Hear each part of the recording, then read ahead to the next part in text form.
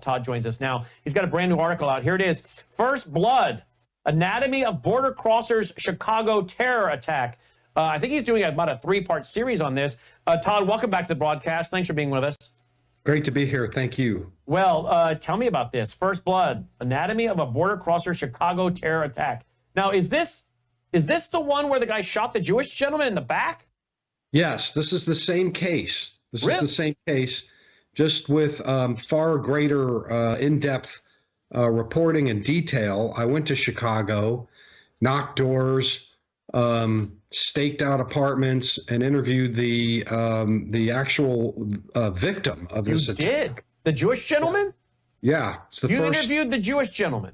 I did. It's the first interview he's ever given anyone. You are really amazing, Todd. You go down to the Darien Gap. You go down there to Mexico. You're like the old school reporter. I mean, this used to be common, wasn't it? This is not done much anymore.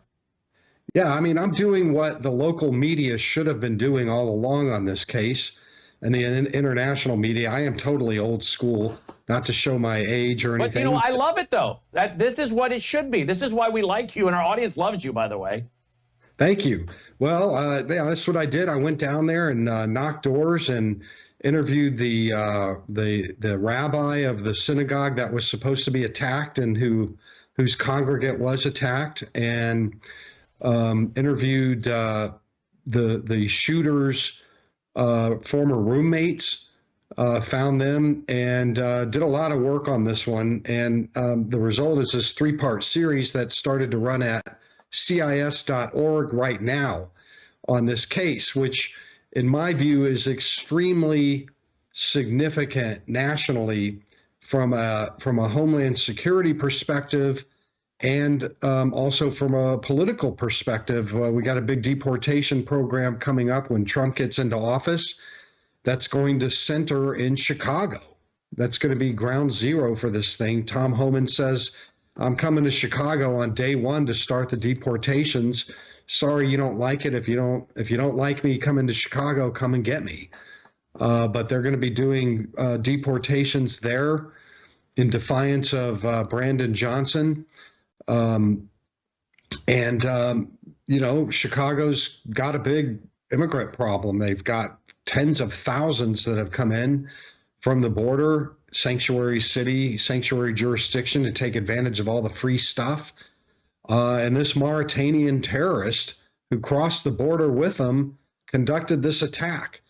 And nobody is really excavating what happened. Remember, maybe I didn't mention that he hanged himself in jail.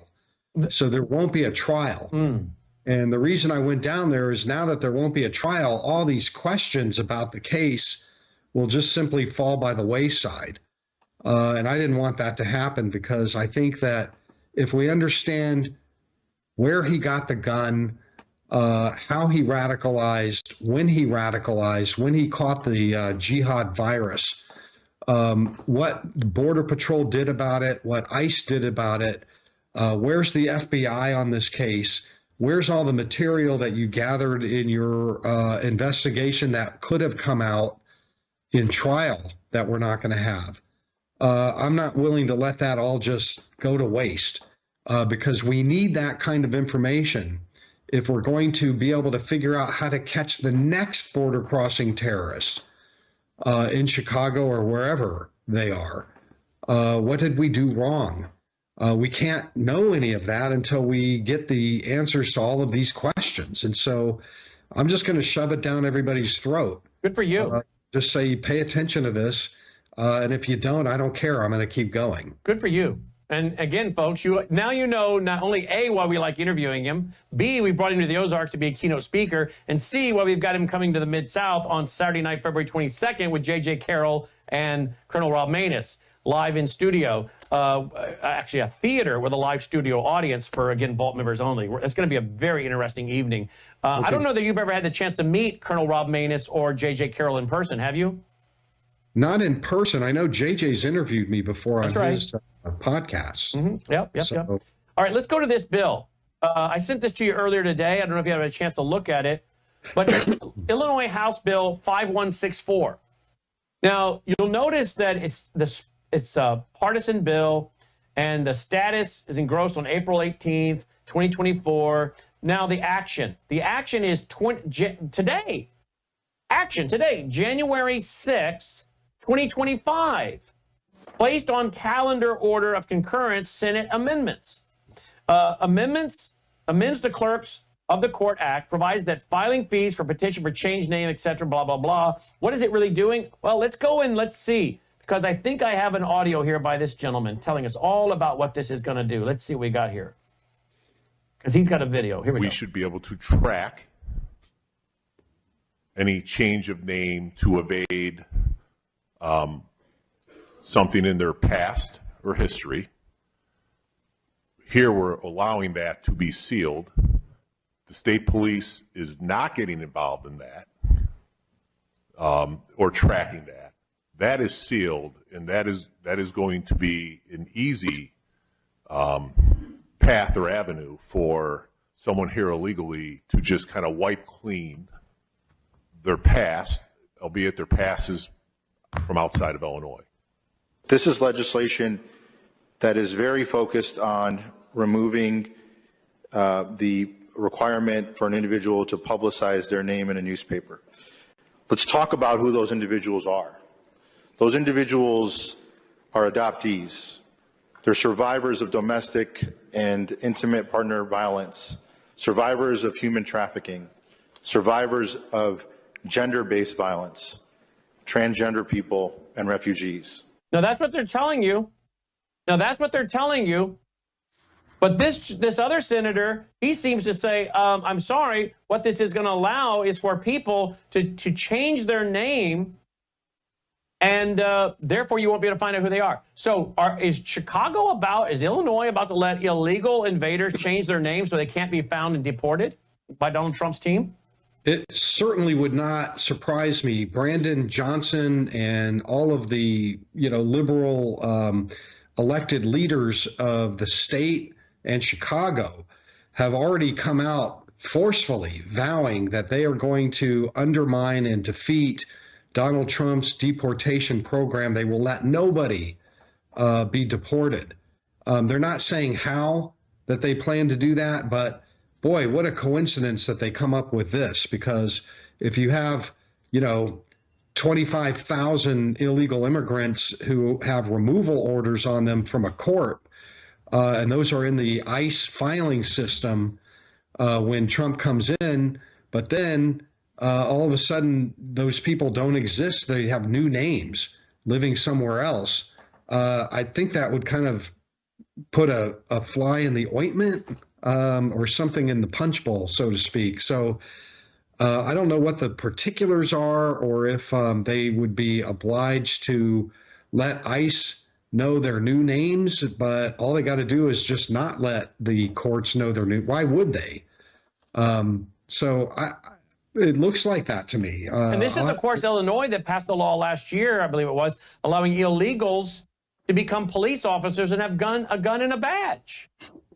That's right. Well, that's the thing with Chicago. That's, I think that's one of the reasons why the border crossing terrorist story has not gotten any coverage or traction or interest. It happened in Chicago, and you hear nothing from elected leadership about this case. The guy hangs himself in jail. And we don't know whether there were co-conspirators. The Chicago FBI office decided that they are not going to take charge of this case and have nothing to do with it. I mean, contrast that with how the FBI took over the New Orleans terror attack and the Cybertruck bomb case. It just is unheard of that the FBI wouldn't be involved. That's because they're in a liberal blue climate. The FBI office sort of and federal agencies in places like San Francisco and the 9th District over there, 9th Circuit Court jurisdiction over there, tend to sort of fall into line with local politics. And I think that's happened here too. Yeah, I do too.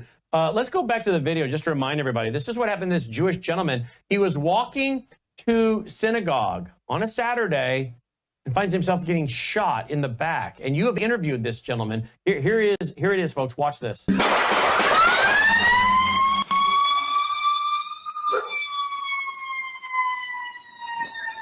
We're going to show you another video here in a minute.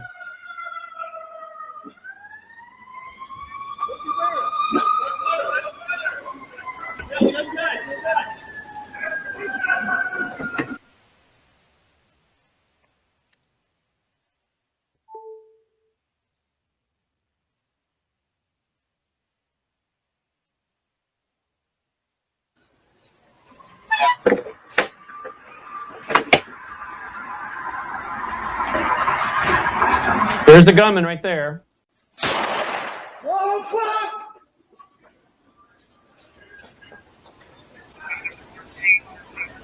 right, there you go. I'm going to show another video because I think there's another video. You've got a screenshot of it in your article. Let's go to this one here. Can you tell us what we're seeing here? Let me play the audio and then you can tell us. Here we go. There's no audio, guys? Nope, no audio. All right. That's the gunman that the cops taken out? Yeah, the police just shot him right there, shot him down right there after about a 4-minute gun battle. It's too bad you can't hear the audio. It's a good clip. Let me see if I can find another clip of it with audio. Pull that down, guys. Let me go to another one. Were you able to, when you interviewed the gentleman? Wait a minute. Is this it? Has this got audio, guys? Let's see.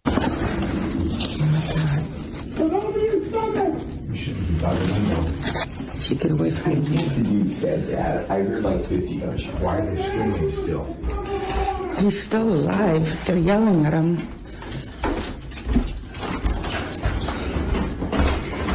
My God, there are police everywhere. Oh my God. What? Oh my God. Shot right outside her window. An Islamist gunman shot right outside your window. Can you imagine? Yeah. Now, the first video that you showed, I actually found that house and interviewed this one right here. The very first one that that one. I was right there. I went into her house and interviewed her and her husband.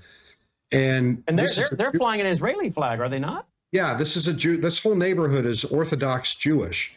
There's mixed, there's some non-Jews in there too, but it's predominantly Jews that live there. That's why he picked it to attack. And she, was very steeped in the story of October 7, the terror attack, Hamas attack in Israel. And she thought that this was another one of those.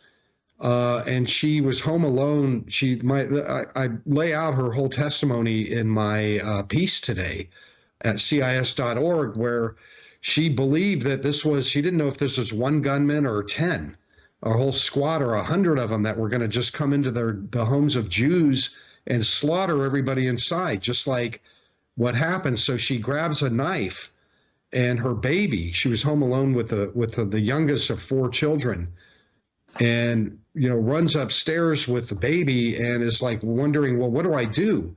They're going to come in here and they'll kill both of us. Maybe I'll hide the baby in the attic and then go somewhere else and divert when they come in and jump out of a window so they're not even in the house. They'll kill me outside and my baby will live. That's what was going on. That's the level of terror and horror that was going on in the Chicago neighborhood that's gotten really no publicity whatsoever. Did she bring up October 7th at all? Because yes. That's what she was referring to, that if I jump out a window, I might get burned alive, but I might survive, because some of the Israelis survived when they jumped out of their windows. They hid their babies inside their houses. They did all kinds of things. She was just second guessing. What do I do? They're coming for me. So we've got Jews in America now thinking about October 7th. And of course, it gives chills up my spine because, as you know, we were on the air over 8 hours that weekend, covering that with our Israeli reporter on the ground in Israel. And we've said, because the Islamists have said, the Hamas has said, we're going to do October 7th over and over and over again. And they're talking about bringing it to America. And now here you have this Islamist guy targeting a Jewish neighborhood, very silent, as you say, in the media. This family's even flying out their American flag. They're flying their Israeli flag. It's kind of, again, interesting because, as you know, we go to Wide Shot, guys. We have our Israeli flag in the studio here. I have the American flag behind me, and then I have the Israeli flag and the camera shot, the faraway shot. There you go. And I don't agree with everything the Israeli government does, but that, to me, that flag, you know what it represents? I don't agree with everything our federal government does, but this flag doesn't represent the federal government. It represents the people. It represents the sacrifice. It represents patriotism. That flag there, to me, represents my belief of the right of the Jewish people, the historical biblical right of the Jewish people to the land. This is, to me, a flag that represents the Jewish people, the Jewish state. I don't always agree with what the government of Israel does at all. A lot of times I don't agree with them. But I understand the right of the Jewish people. And so here we have our American flag, and then we have our Jewish state flag, Israeli flag in the corner. Here's this lady flying the same thing. She's got her American flag. She's got her Israeli flag. And yet it's so terrifying to me that she has to wonder about an October 7th event in her neighborhood, a Jewish neighborhood. And that's what we've been worrying about since October 7th. And that's what I'm still worried. Todd, I'm afraid that's going to happen. Well, yeah. And, to her credit, she didn't take her Israeli flag down. Good for her. There's still a lot of, Jewish Judaica stuff in the front yards, dreidels for Hanukkah and, all kinds of Judaica throughout that neighborhood. They're not letting this terror attack kind of impact them in the long term. They do have security, extra security around that neighborhood, of course, like they have for a while. That's a liberal jurisdiction. There's been a lot of pro-Hamas demonstrations all around Chicago. And also, they're not allowed to arm themselves in Chicago. There's very strict gun laws. So ridiculous. Very strict. But how did this Islamist get his gun? Well, I point out that, there are all these unanswered questions. And, do we know if there's a co-conspirator? How did he get the gun? We don't know. They're not telling us. There's a pall of silence over this entire terrorist event that is so unlike the one in New Orleans that I cannot believe it. So if you really want to, understand what happened, you've got to read my 3-part series about this attack and pass it around, make sure everybody knows about it. They don't want you to know about this attack. It's the weirdest thing. They did do some coverage, turn of the screw, big cover. Somebody got charged, somebody got arrested. He hanged himself, but nobody's out knocking doors. Nobody tried to interview the victim. Nobody tried to learn about the shooter.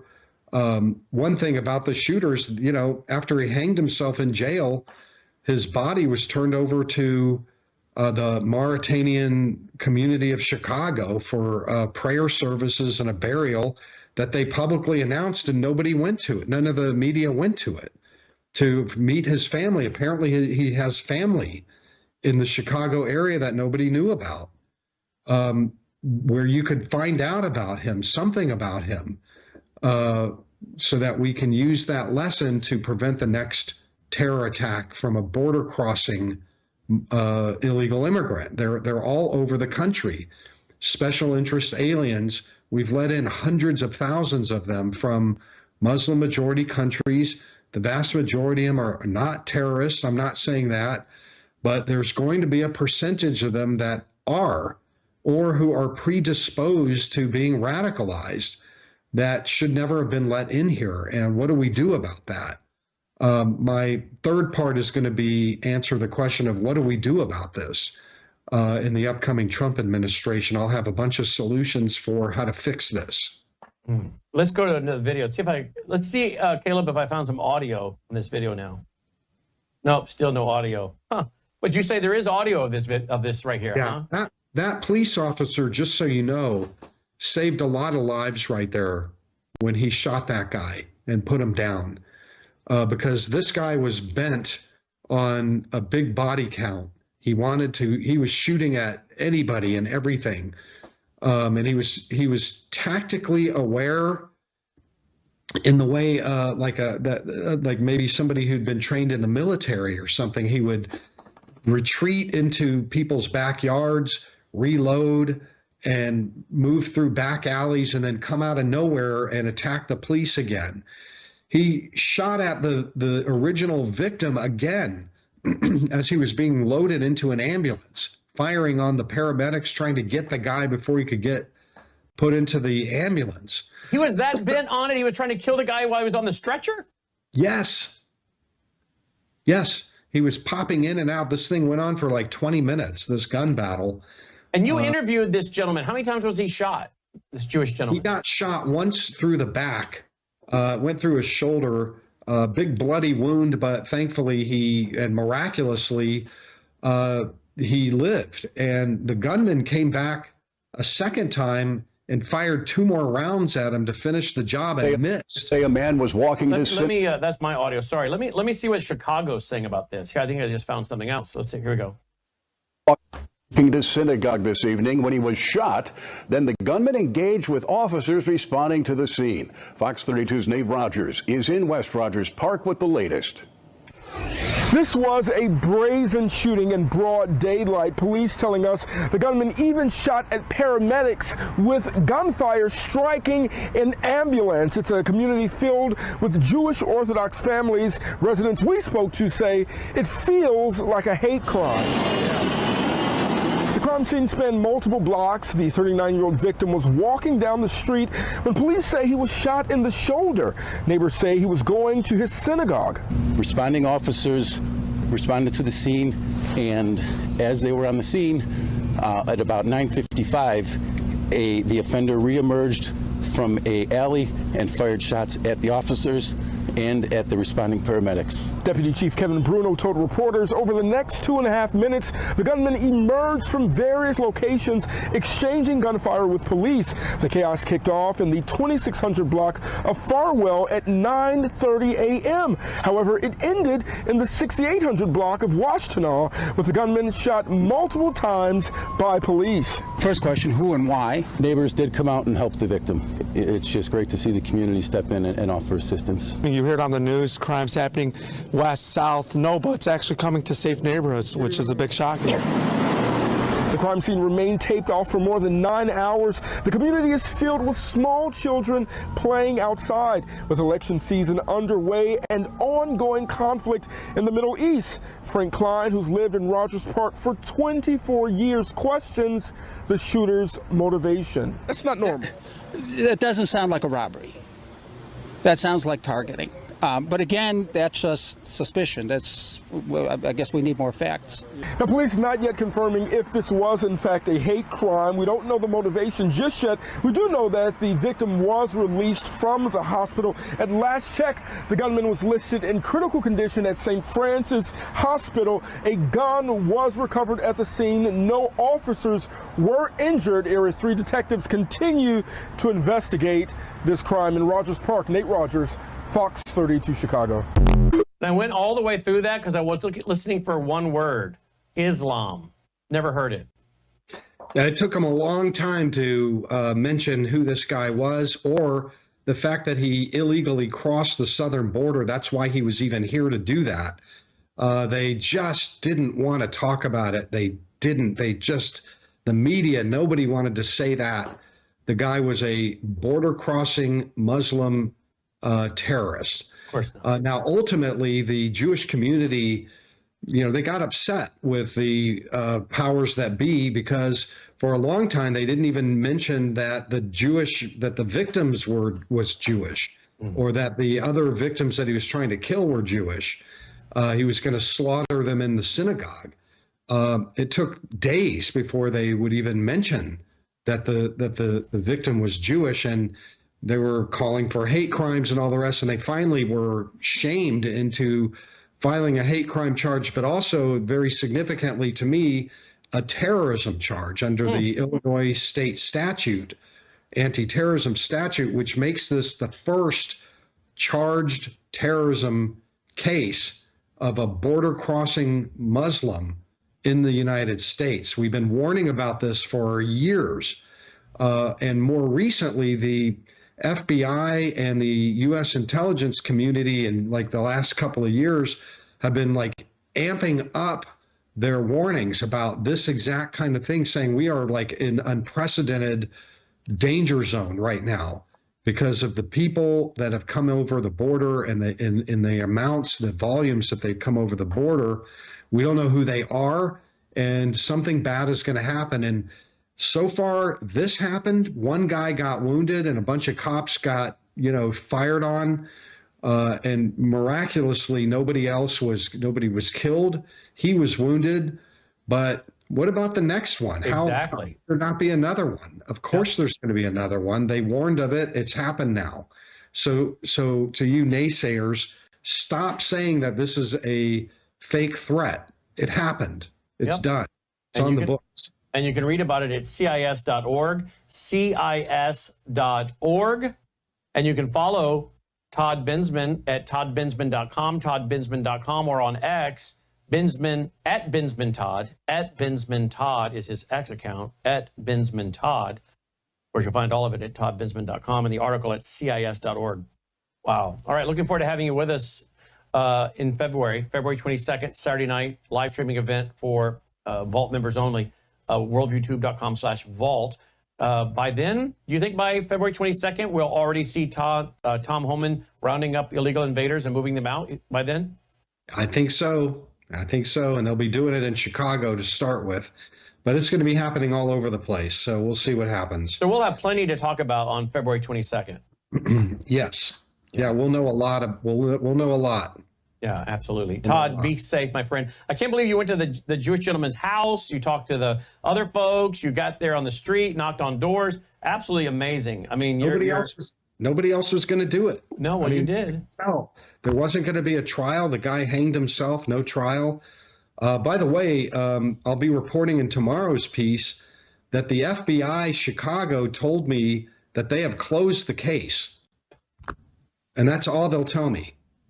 Like, you're not going to tell me, you got no co-conspirators. You're not going to rule out that somebody helped this guy get a gun, that maybe he took direction from overseas.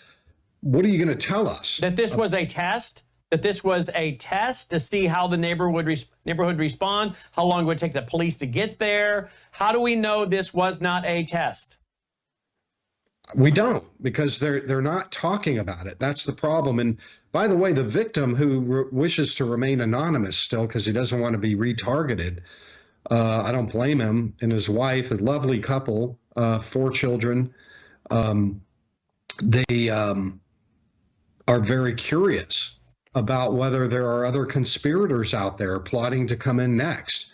They want to know more about this case. They have a hard time resting, knowing that this was a terrorist, and not knowing whether he was directed or part of a group, that they're going to come back again. I mean, that neighborhood is a target-rich neighborhood, you can say, for people that hate Jews and hate Israel, and just want to wage jihad.